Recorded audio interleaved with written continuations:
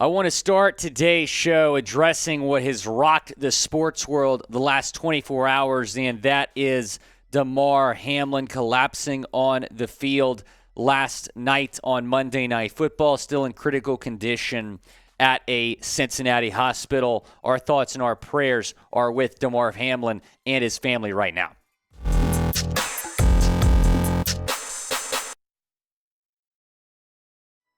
I am Will Scott. Welcome in to Boston Celtics. Today, on today's show, we're going to get into the latest Celtics trade rumors. We're about a month away from the NBA trade deadline on February 9th.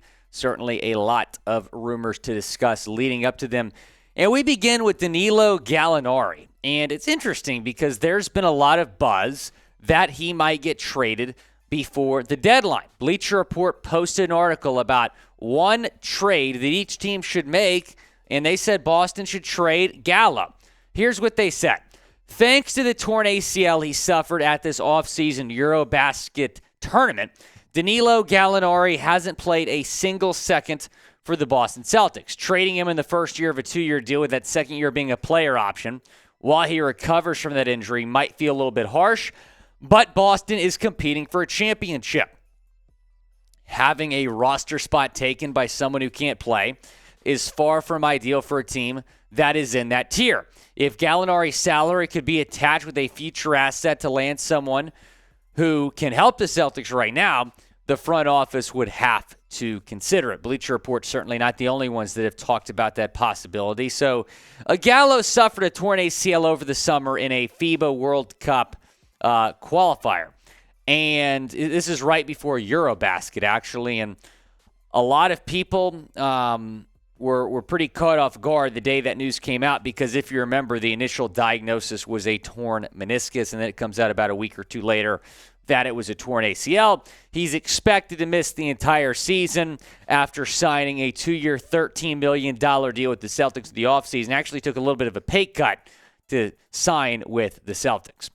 Now, will Danilo Gallinari get traded? Y for yes, in for no, down in the comment section. Go down, let me know. I would say no, but at the same time, his name keeps getting brought up. These articles that are mentioning Celtics trade rumors keep throwing his name in there. I don't know if that's just because they think the Celtics will want to clear some cap space here, but I don't know. I just have mixed feelings about, trading a guy as he's rehabbing through a torn ACL. He's got the player option.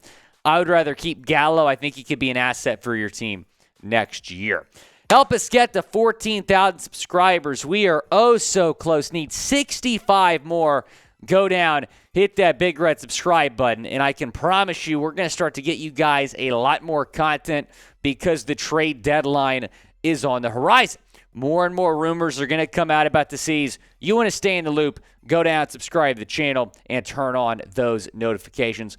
Let's shift from Gallo to Payton Pritchard now. He is someone else on the Celtics that has been linked to some trade rumors here. Adam Himmelsbach, though, saying this. He covers the C's for the Boston Globe. It's hard to envision a trade the Celtics could make that would truly upgrade their rotation. Also, they traded their 2023 first-round pick in the Malcolm Brogdon deal.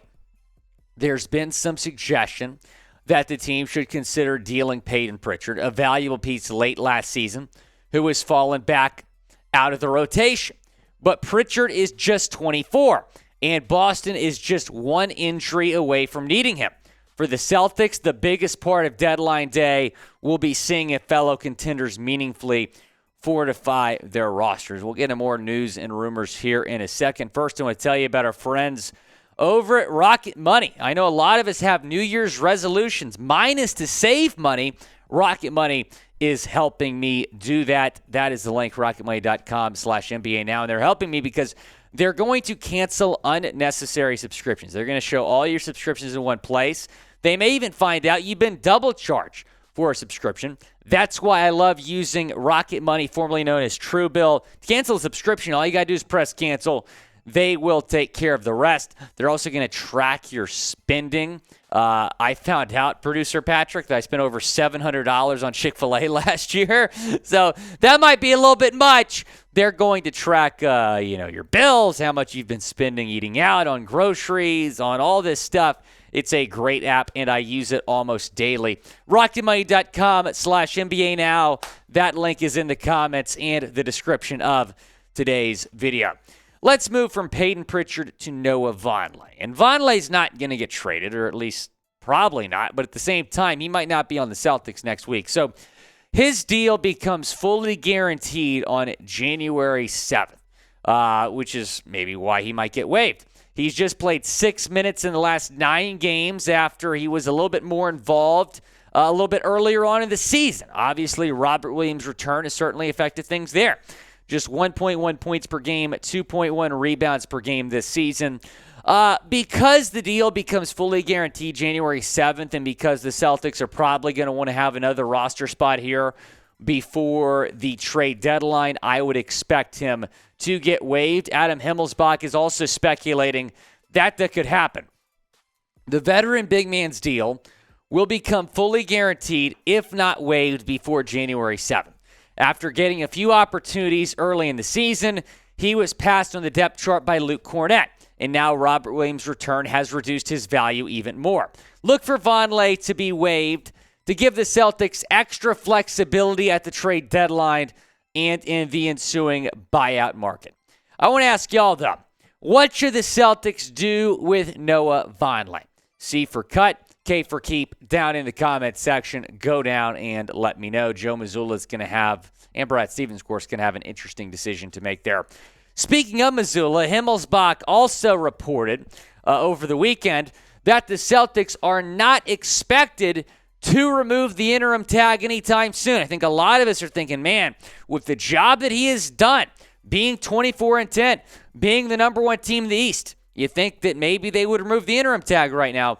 But no, they're going to wait. I wouldn't read too much into that report. I still think he's going to have the interim tag removed. It's just not going to be until later in the season. The East is very tough. They don't want to remove the interim tag and have the Celtics go on a losing streak here and end up falling to the 3 or 4 seed. So they want to see how he continues to do. I thought he did a good job handling some adversity about a week or two ago when the Celtics were on that losing streak. They bounced back from that. But speaking of adversity, he had to come in a very tough situation with Ime Udoka's suspension. The players probably very distracted right before the season, and he has done a very, very good job. Not to mention he has one of the best offenses in the entire history of the team in the league going right now. Mazzulla ball is working. So I love Joe. I feel fortunate to have him. We didn't know how this guy was going to be as head coach. He wasn't even the lead assistant last year, and now he's coaching the Boston Celtics and is doing a very good job. So I expect him to be the coach next year. Let me know what y'all think down in the comment section. Will Joe Mazulla be the Celtics head coach next season? Y for yes, and for no down in the comment section. I know there's a lot of people speculating that Ime Udoka could be the Celtics head coach next season. I do not expect that to happen. I think he's done with the C's. And I don't know. I don't know if he's going to get an NBA coaching job again. He was very close to getting hired by the Brooklyn Nets.